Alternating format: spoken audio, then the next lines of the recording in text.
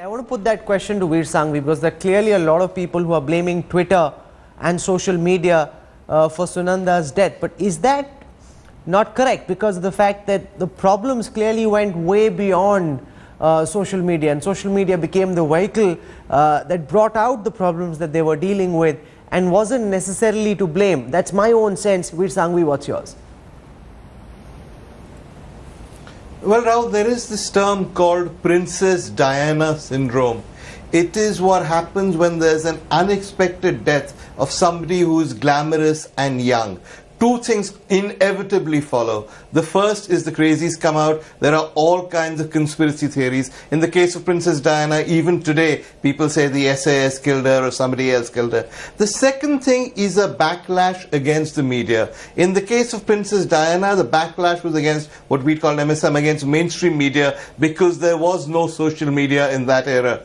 There will now, I suspect, be a backlash against social media, and people will act as though because this was really love and death on Twitter, that the whole thing was played out on Twitter, that what people said on Twitter, the responses on Twitter, somehow contributed to a suicide, if indeed they're willing to accept it's a suicide. I personally don't accept either of these positions because, yes, of course, Twitter had some role to play, but it's a role that Sunanda chose Twitter to play. She's the one who went out on Twitter, she's the one who used it, she's the one who kept responding late till last night when she was watching the repeat of Center Stage. So I don't think it's fair to blame social media. On the other hand, I'm pretty sure social media will get blamed, and once that happens, mainstream media will get blamed. People will say, why did people like you do these interviews? What was the need to drag Meher Tarar or whatever her name is onto television? Why are you doing this? This is part and parcel of any death like this. No, but I could counter that by asking Veer that if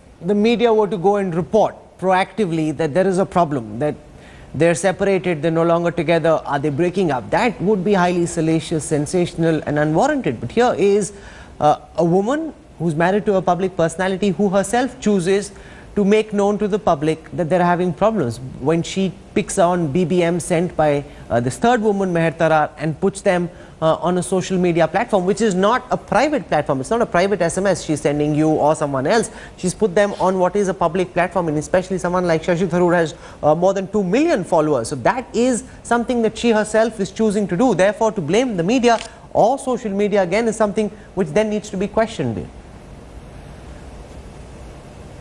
I agree entirely. I don't think you can blame social media. I think there's very little doubt that it was Sunanda herself who took it out. It's not that the media probed or pried into their private lives, personal lives, and wrote about it. In fact, I know cases where people have run blind items saying that there's been problems in their marriage. And I know of one journalist who Sunanda told me the story herself. She went up to the journalist and said, you wrote this about my marriage. And the journalist said, well, all of Delhi is talking about it. And she said, you know me. Why didn't you call me? Why didn't you get a quote? I am quite happy to talk about my marriage, but do me the dignity of doing it with my consent, talking to me, getting my point of view. Don't just run things that are blind or unconfirmed. So I think she was quite categorical. And in this case, there's no doubt she made a deliberate decision to take the state of her marriage and put it on social media. I don't think you can blame social media. That's killing the messenger, not the person who put it there.